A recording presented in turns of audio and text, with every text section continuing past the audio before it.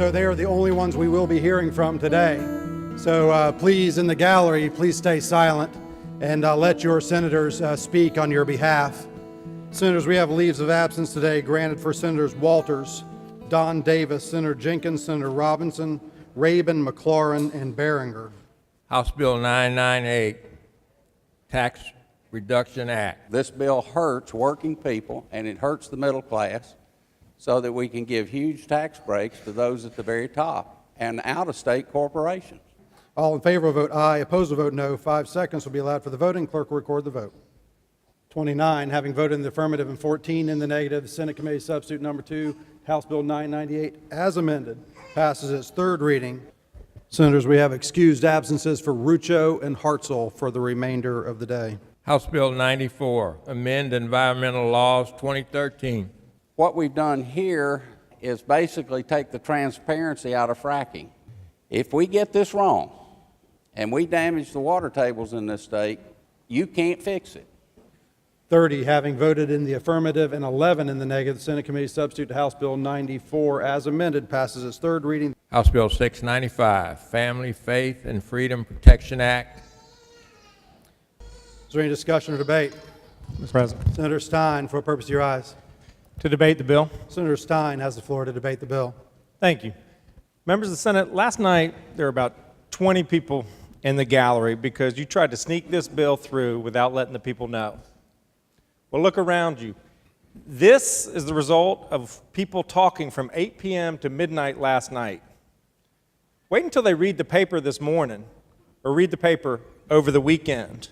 The lesson is pretty clear. When you infringe upon people's fundamental constitutional rights, you spark them to action. No one believes that abortion should be performed for sex selection. But this bill authorizes a disgruntled spouse or guardian to bring a civil action against a provider making such an allegation, introducing a threat of litigation and massive fines. A medical abortion, one which is carried out using medication, is 5 times safer than Viagra. If you really care about Gallery, come to order. If you care about patient safety, is it your position that a doctor needs to be with every man who takes Viagra at the time of administration? You are creating standards for clinics that they cannot achieve by requiring that they become ambulatory surgical facilities. It is entirely unnecessary. They are already intensely regulated by the Department of Health and Human Services. You are essentially tripling the requirements on them for absolutely no medical purpose. Of the 36 clinics in North Carolina, only one, which is in Asheville, meets this standard. These standards include things about ventilation systems and surgical sinks and the type of linoleum and the type of paint. The bulk of what these clinics do is provide reproductive health care counseling, family planning, and reproductive health care. So by shutting them down, you're denying women access to the birth control that keeps them from having unwanted pregnancies. The irony that you all attach these anti-abortion provisions on the anti-Sharia law is really astounding. Gallery, excuse me, Senator. Yes. This will be the last warning for the gallery. Your voices will be silent. If there's any more disturbances from the gallery, we will clear the gallery. So there will be no more warnings from the chair. Please remain silent in the gallery. Your senators on the floor are the only voice on this matter, and they're the only ones that will be heard. Senator Stein, you have the floor. Thank you, Mr. President. It's about some foreign law, anti-Sharia law. There's not a single instance of anything like that appearing in the North Carolina courts. And yet you're playing to people's base fears by promoting this. When we don't have anything to fear from the Sharia types, what we have to fear is from the North Carolina General Assembly, Republican Senate, impinging upon people's fundamental constitutional rights. My colleagues in this chamber, we're no longer operating underneath a cloak of silence. I think you can see by the galleries being full that there are many interested residents and stakeholders that wanted to have their voices heard relating to this bill. I hope in the future Sergeant at Arms, please remove the disturbances from the gallery. Anybody that's making disturbances in the gallery, please have them removed at this time. And I would ask all of you in the gallery that while we appreciate you being here, we should respect the orders of our Lieutenant Governor who presides over this chamber. So I say to you that have come today, thank you for your support. I say to my members in this chamber, we should shake our heads in disgrace for trying to pull a slick one when this was an issue that deserved vigorous public discussion. When I go in my district and people see me in the grocery store, they don't talk to me about abortion or women's health care directly. They talk about jobs. I need a job. They don't talk to me about whether or not women health care centers need to have state-of-the-art paint and drywall and carpet. They told me Monday I lost my unemployment. They say I've never faced this issue. It became real to me when my wife and I sat down in front of a genetics counselor who began to talk about a fetal reduction procedure for my sons, or for the first 3 days of my son's life, when I saw in a neonatal unit 14-ounce babies reaching for every breath of life. We have an epidemic problem in our society. I'm not one to stand here and say that I think there's some government solution to it, some law or amendment we pass that will change the hearts and minds of our society. But I will stand here and say, with laws like this, we cannot make the problem worse. I would not attempt to dominate anyone in this chamber and their family with my faith beliefs and my moral beliefs and my values over and above what are your own. And it is also the case that it is enslavement and domination of me and my body and my uterus when you attempt to dominate me and my constitutional and human rights access to health care based on what your faith and values are. My faith and values are as strong and valid and important and legitimate as yours are, and we differ on those. So no one group's rights. Gallery will come to order. Just because you're being silent in the gallery doesn't mean you can make hand motions or any other disturbances. This will be the last warning. I've given several warnings already. So if you choose to continue to disturb the senators on this floor, the next motion will be removal of all the members of the gallery. We appreciate you being here. We're thankful that you're here to take part in this process, but you have to do it in a silent manner in a way that doesn't disturb the senators. They are your voice on this matter. So that is the last warning, and any other disturbances, whether they're hand motions or movements or voice disturbances, you will be removed from the gallery. We will clear it out. Senator Bryant, you have the floor to continue your remarks. Since the 70s, women's health care centers in North Carolina have provided safe, accessible, and comprehensive health care to communities across the state, protecting women and providing care to women who wouldn't otherwise have access to both preventive health care and contraceptive and reproductive health care. We all want to provide safe health care, and I have, at least in my hand, a page, about 12 or 13 pages of the existing regulations for clinics that offer abortion services in North Carolina. These provisions that you all are offering in this bill, in Senate Bill 695, are basically trap regulations in order to reduce access to care and limit the constitutional rights we have to this reproductive health care. It's one of the safest outpatient procedures that we offer in the healthcare arena, albeit one that is controversial and that people disagree on, and we would like to be offered as least as possible. However, it is a procedure that we have the right to. For these reasons, I think it is really important that we oppose this bill and that you are clear that There will be continuing opposition to this bill, and even though in the short term you have the numbers to be successful in this, in the long term you will not succeed because you are trampling on the rights of the majority of the women and girls in this state, and also the men who are in their families. The clinic's recent suspension this year came in the same week that an abortion doctor in Philadelphia was found guilty of 3 counts of first-degree murder after babies were allegedly born alive during abortion procedures, and that man was sentenced to life in prison without parole. Senator Bryant, I would submit to you that there is plenty of evidence in the state of North Carolina that's been collected by your Department of Health and Human Services that would warrant the idea that the state would direct the Department of Health and Human Services to create rules that would prevent things like this from happening to women in the state of North Carolina. The reference was made to gray-haired men against 3 women. Last account I had, there are 8 women in the Senate, and I, for one, support this legislation. This bill is about preventing discrimination and affirming that discrimination based on sex is not tolerated in our state. I have been blessed with 2 sons and 2 grandsons, no girls, and I am saddened by the reality of baby girls being aborted in our country simply because they are girls. I was so angry last night that I couldn't speak. But I cannot remain silent on this latest attack on women.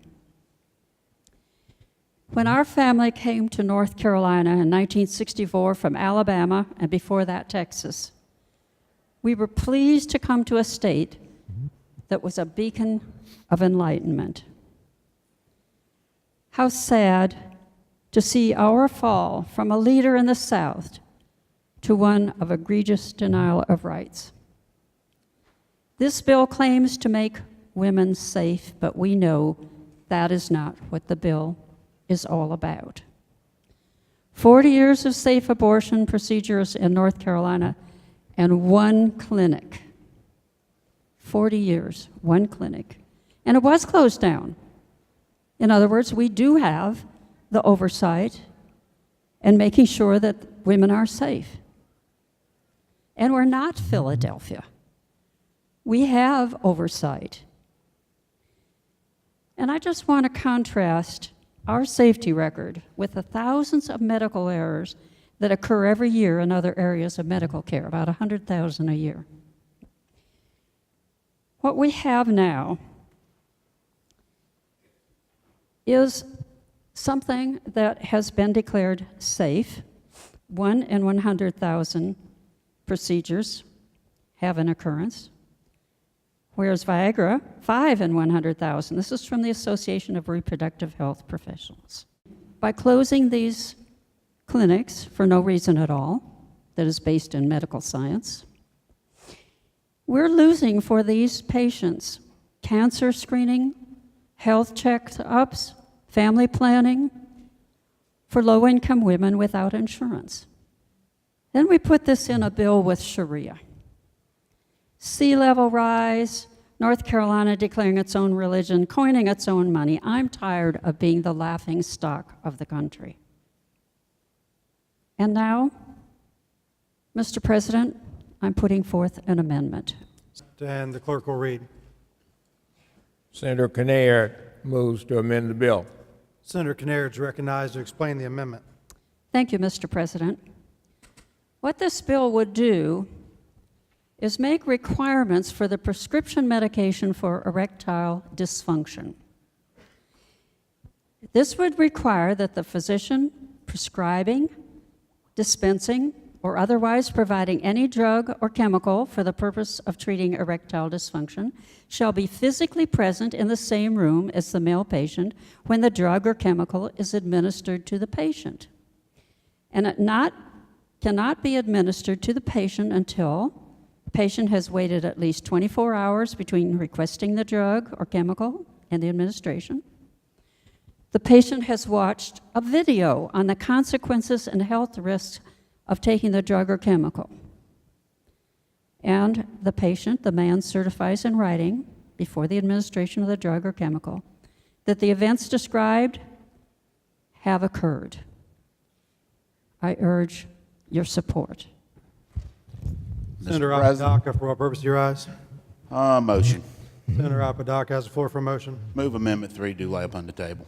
Mr. President. Senator Brunstetter, for what purpose do you rise? Second the motion. Senator Brunstetter seconds the motion to lay upon the table. The question for the Senate is the motion to lay Amendment 3 upon the table. All in favor, vote aye. Opposed, vote no. 5 seconds be allowed for the voting. Clerk will record the vote. 29, having voted in the affirmative and 10 in the negative, Amendment 3 lays upon the table. The bill unamended is back before the body. Senator Parman, for what purpose do you rise? The current regulations and oversight is working in North Carolina. Mr. President, Senator Barefoot, for what purpose do you rise? Senator Parman, would you yield to a question? I will. Do you realize that that was the second time that clinic had been shut down? I heard you say that, sir. And I understand that in any profession, any clinics and hospitals, we do have issues. So that particular clinic had problems does not mean the other clinics in North Carolina has the same problems. My point is that we do have regulations in the state to catch those kind of clinics that's making those kinds of mistakes. And I just want to make it clear that this bill is not about health care safety for women. But this bill is about dictating to women about very personal medical decisions that should be left to a woman and her doctor. On last night, I said that this bill is going to cause more back alley abortions, and that's what is going to happen, whether you want to admit it or not. 76% of the respondents oppose sex selection abortions, and I find it really interesting that the opponents of this bill love to talk about the war on women, and yet they apparently support sex selection abortion, in which the vast majority of sex selection abortions end in little girls being murdered. And I think that's the ultimate war on women, in which they're not even allowed to be born. To liken taking Viagra to giving a woman a medication that causes her to lose her unborn child is absolutely unconscionable. Abortion has been referred to as health care. This is a procedure where an unborn child loses its life. I had a call from a gentleman on yesterday evening when we were on recess. And his question to me was, Senator, what am I supposed to do to feed my children when you all have just stopped the last income that I've had? And as we talk about life and the quality of life, I would just like to remind my colleagues that life does not stop at birth. Thank you. Senator Parham, you also mentioned that women would not be able to have insurance to do this, and you are aware, of course, that the federal government only allows it, as is in this bill, for incest, rape, and for the possibility of death in the mother. And that is what is practiced in 32 other states. And so do you consider it a right that it's a requirement for other people to pay for an abortion? Senator, I did not make a statement about insurance, but I also understand in this bill there will be limitation on the ability to acquire insurance for an abortion procedure. Well, then, Senator, I'll ask again. Do you think, other than the things I mentioned, rape, incest, and the life of the mother, that you think that it should be a requirement for someone else to pay for a woman's abortion? First of all, Senator, it's my opinion for what a woman decides to do is shouldn't count in this. And I don't think that we should deny access to a woman making a decision that should belong to her and her doctor, period. And my opinion about another woman's body should not count. I talked a little bit yesterday about the Gosnell Clinic and came across the grand jury report from that case, and of course we all know how horrific it was, even though the press didn't want to talk about it. One of the most bizarre things, and this is coming from the grand jury report, page 248, and just so you'll know some of the background of why the recommendations were made by the grand jury. It says, one of the most bizarre things about this case is Dr. Gosnell's fetal foot collection. He cut off the feet of fetuses he aborted and kept them in a row of jars. No civilized society can accept such an abomination. This doctor was using a minor, working her 50 hours a week. She was administering drugs to patients.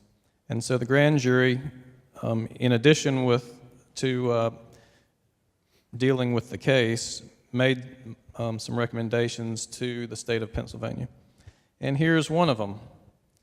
Recommendation number 5. The Pennsylvania Department of Health should license abortion clinics as ambulatory surgical facilities. And they say, had the State Department of Health not inexplicably declined to classify abortion clinics as ambulatory surgical facilities, this clinic would have been subject to yearly inspection and licensing. You watch a little TV last week and you pull a bill together. Because it is clear to me that our colleague from Texas, Senator Wendy Davis, has gotten under some people's skin. You couldn't let Rick Perry get ahead of you with his follow-up actions, and you couldn't let John Kasich and his Ohio bill get ahead of you.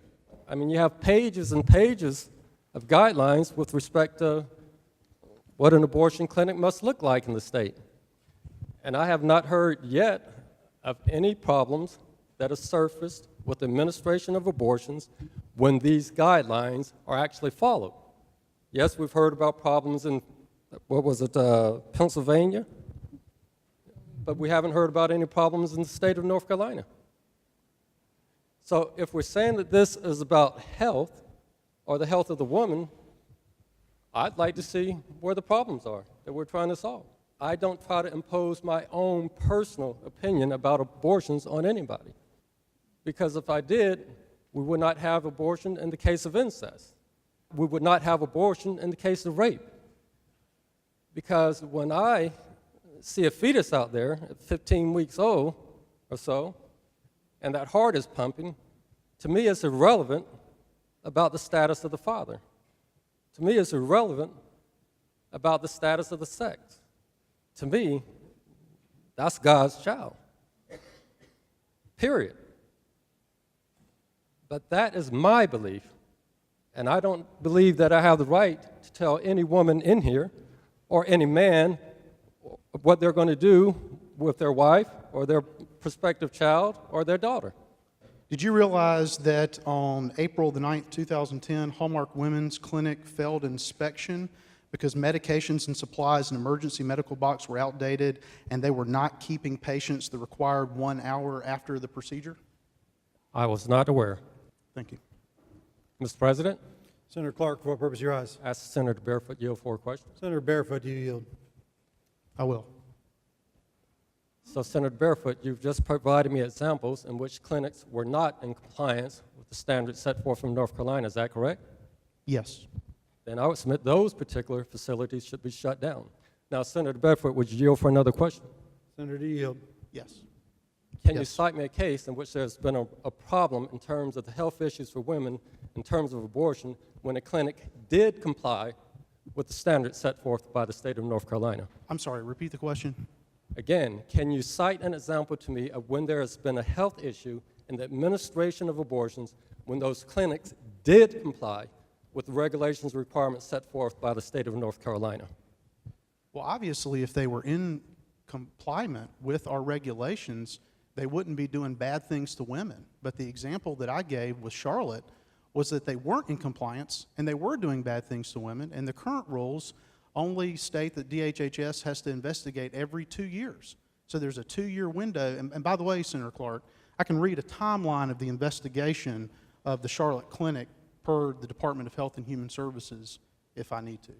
Mr. President, Senator Clark. Request the opportunity to speak a second time on the bill. Senator Clark has the floor to speak a second time to the bill. Okay, folks, no matter what type guidelines and standards we put into place, somebody's going to violate them. I don't care whether that's abortion standards currently that exist. I don't care if you move to requirements set forth for ambulatory systems, somebody's going to violate those requirements. And if they violate those requirements in such a way that it puts our ladies in harm in terms of those ladies who are going for abortions, then those facilities need to be shut down.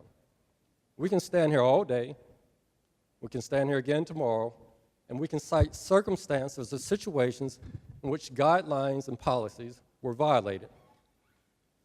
But then again, like I said, since I've been here, nobody has been able to cite one instance, and there have been a lot of abortions that have taken place throughout the state, in which an abortion clinic operating as required by North Carolina standards has caused health issues for our women. And like I said before, me personally, I'm against abortions. But I'm really getting a little tired of hearing circumstances cited in which our policies and guidelines and procedures were not followed. We have a remedy for that, put them out of business. I know that Senator Daniel has at least a box of citations and complaints about clinics in North Carolina that he was given by the department. And I'm not sure how many complaints there are about the medical board, but I know they have sanctioned some doctors. And I think we just need to review them and make it safer for women. And it would seem to me by making sure it was safe, by allowing them to have transfers to hospitals, this whole bill is about making it safer. And I am thrilled to discover today that Senator Barefoot and Senator Daniel and there at the last go-round, Senator Wade, have joined us in trying to find safe places for women to exercise choice. Now, that's your stated intent. The only problem is when these bills have been floated around in other states, they have the effect of inhibiting choice and eliminating choice. If I were as proud of something as you all appear to be about this bill, I'd have been parading it all over town, bragging on it, and telling everybody what you're doing for women. And do it for a week or two, and you'll get some good press. That isn't what you did. You called a meeting last night at 7 o'clock when everybody's out of town, and you sent out engraved invitations to the Values Coalition, the Family Policy Council, the Right to Life Group, and the Christian Action League, so they could have box seats up here, all 20 of them, to watch you all perform. That's what you did. By the way, you whipped 3 of the best women I know, these 3 Democrat women that were fighting for their life over here. But you're about to meet some more. Overnight, you've generated this crowd, and I predict, before we're all said and done with this, that you're going to talk to them, and the governor's going to talk to them. You can't turn your back on half the people of this state. This week, while we're going to all go celebrate the 4th of July, 70,000 people lost their unemployment checks that have been unemployed for a year. And happy 4th of July. And I've used this phrase. I was convinced that you were going to have to poke them in the eye with a stick to wake them up so they'd know what was going on down here. Well, you did. And I thank you for it. I'd like to talk about process. I've heard all this nonsense about process. Let me tell you about process. Let's talk about the Election Reform Act of 2004, 2006, 2008. They were always held about 2 o'clock in the morning the last night we were here. Never once did I hear righteous indignation from my colleague from Charlotte. And the Racial Justice Act, it reappeared one afternoon and caught us all off guard. Did I hear the back row say a word about that process? Oh, no. Oh, no, I did not. And God knows we're not going to open up the lottery and what transpired there. But here's one thing we need to talk about right now. We have been in charge here for 3 years. we have never called the question to stop debate one time, not once. We've had open, fair debate on this floor. We've never stopped a soul from speaking. Now, I can't tell you, I can't add the times during my first 8 years here how often the question was called. Almost as many times as we had to open in prayer. So it's not fair to sling procedural improprieties at us, because you know what? It's been done here about 250 years. We're going to celebrate a lot of that this weekend. We've let everybody on this floor speak today, hadn't stopped a soul. And, you know, if we'd have continued this for another 2 weeks, I'm going to make a bet with you right now. The vote's going to be exactly the same as it's going to be right now. Everyone in here is interested in protecting patient safety and a woman's health care, and that being our primary concern. The bill deals, at least the portion that's garnered the most debate, deals with safety of patients. There are problems in abortion clinics. It's a fact. They existed in Philadelphia. They exist in North Carolina. Anyone who is interested in having safe abortions in North Carolina has nothing to fear from this bill. I urge you to support it. Is there any further discussion or debate? Hearing none. Question before the Senate is the passage of the Senate Committee Substitute House Bill 695 on its third reading. All in favor will vote aye. Opposed will vote no. 5 seconds to be allowed for the voting, and the clerk will record the vote. 29 having voted in the affirmative and 12 in the negative. Senate Committee Substitute to House Bill 695 passes its third reading. It will be sent to the House for concurrence in the Senate Committee Substitute. Senators, that wraps up our calendar for the week. At this time, we'd like to say thank you to our pages that are in the chamber that have helped us during this long week. Pages, we thank you for your service. A